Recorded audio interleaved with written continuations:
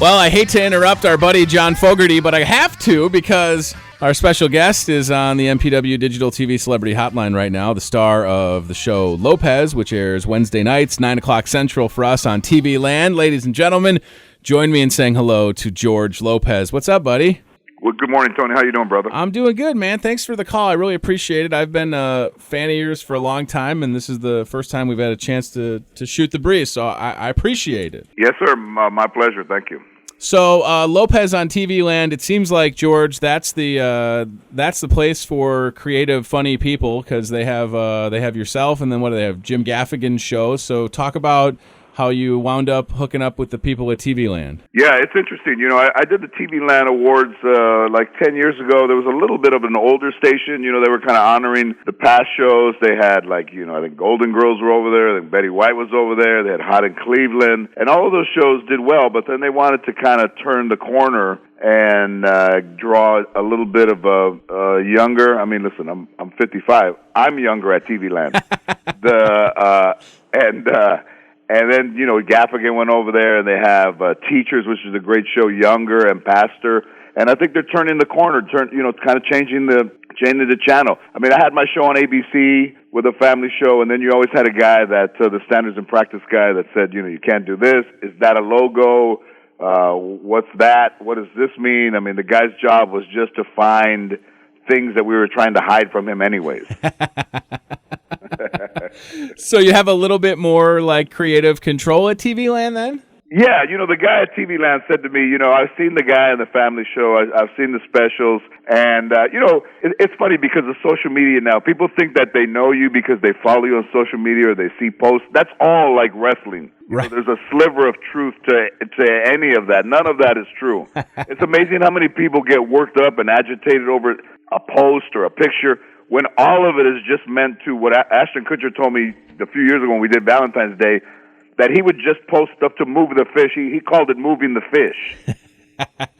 It's so true, though, right? You know, people yell at you. They post pictures of you. They're telling you that, you know, your career is dead and all. Mostly Trump supporters, but then, you know, it's all meant to just create action. Right, and you can get a reaction. And Ashton, of course, he grew up like 25 minutes, 30 minutes away from where we're at right now. So yeah, it makes total sense. So would you say that George, social media has helped or hindered someone like yourself? Because it does have some pros to it, besides just the trolls, if you will. Yeah, the trolls. You know, I think it's helped. I think it helps celebrities. And if you are honest, I think that you can clearly gain more followers and gain more people who are negative towards you. But also what it has spawned on Instagram especially, and even on Snapchat, is people who create small videos in parking lots, and they just create stuff in their house. So it has created a bit of a new genre of, I mean, there's girls and actresses that are on Instagram that have millions of followers, and all they just do is goofy skits in lingerie. Right. It's like, you know, I don't know. It kind of frustrates me because people try and get like social media famous, and then I don't even like saying that. Like, it's not even really a thing. You know what I mean? It's created a bunch of things. Listen, I have friends that do that stuff, and I tell them, when you post something, it's posted forever. And you know, when I'm older, clearly, you know, and then you look back, you have the beautiful thing of hindsight. Mm-hmm. I worked hard to see somebody in a bra and panties or in lingerie. You know, you know, and the things that you have to go through to see one that you actually like. You know, my aunt going from the bathroom to her bedroom, which is in the hall, and you come around the corner, you're like, oh my God. and now when you wake up in the morning, there's tons of stuff on there that girls post themselves when back just even a few years ago, you didn't even want that to be out. They would say, don't take my picture. Now they're like, hey, I'll take my own picture. Oh, it's so true. And you're right what you said about, you know, the things that people post. Even if you delete it, somebody's probably screenshotted it, and they've already seen it, yeah. Yeah, they'll try and use it against you. On top of doing the show Lopez on TV Land, you're also obviously still doing stand-up and on tour. You got a show in Odessa, Texas, tomorrow night. How has stand-up changed for you, George, over the years? I mean, is it easier to stay fresh and topical, or what? What's some perspective on that from you?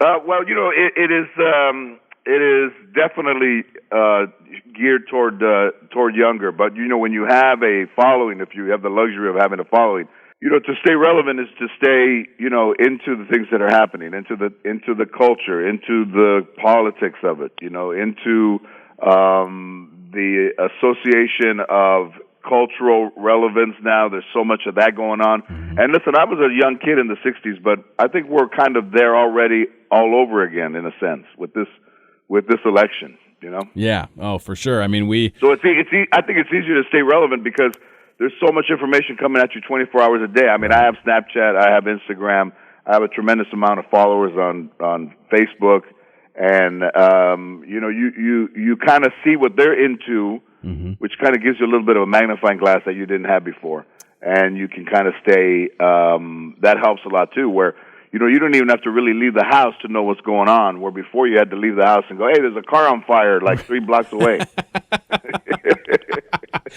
Yeah, George, you touch on the election, and for us being in Iowa with the Iowa caucus, I mean, we had every single candidate through, and now, I mean, I feel like this process has been going on, and I just wanted to get over with. But it's such great material for you and fellow stand-ups, right? I mean, everybody's talking about it. It's every day it's in the news. I don't begrudge anybody their vote, and now the vote used to be private. If you want to vote for your candidate, whoever that is, go ahead. I just like the election to be of a high voter turnout so that that's the only way it's going to be fair. People don't vote, they still complain. The vote still matters, especially in this election. So you have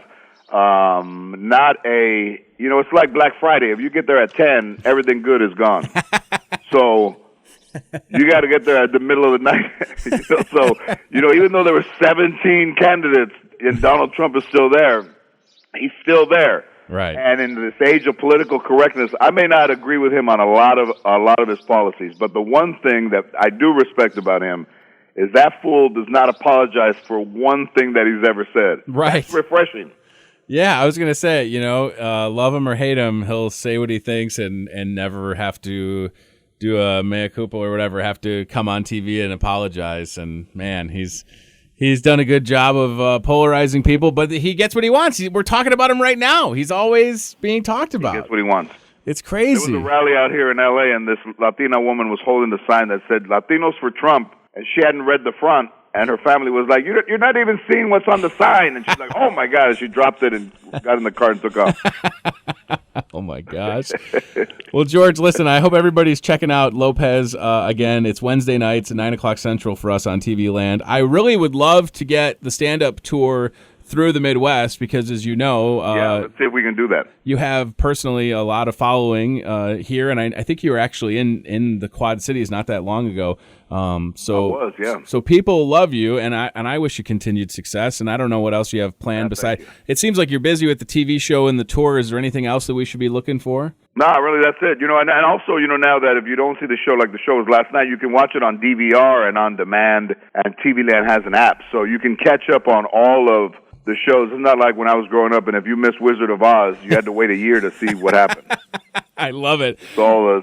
Yeah, it's so great to be able to say that TV Land has an app, right? Like 5 years ago, they would have been like, huh? They would have been like, an app? What's that mean?